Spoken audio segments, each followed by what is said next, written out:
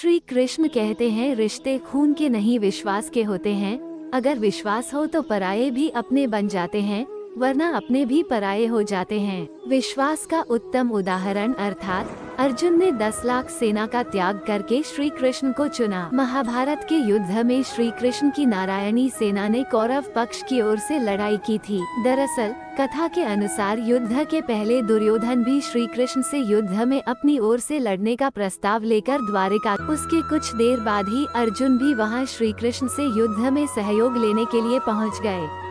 उस दौरान श्री कृष्ण सोए हुए थे।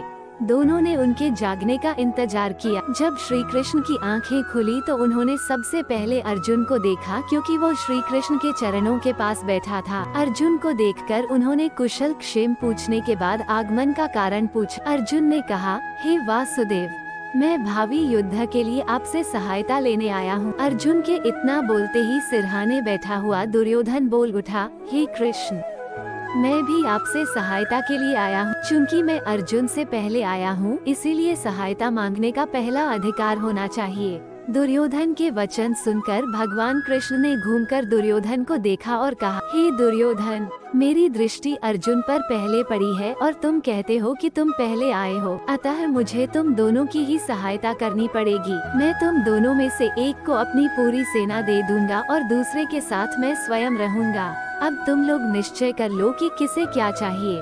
तब अर्जुन ने श्री कृष्ण को अपने साथ रखने की इच्छा प्रकट की, जिससे दुर्योधन प्रसन्न हो गया, क्योंकि वह तो श्री कृष्ण की विशाल सेना नारायणी सेना का सहयोगी लेने ही तो आया था।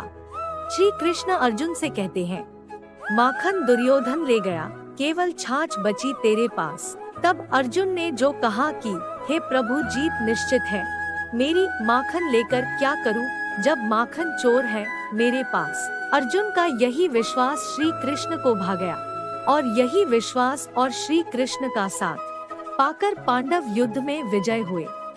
जय श्री कृष्ण।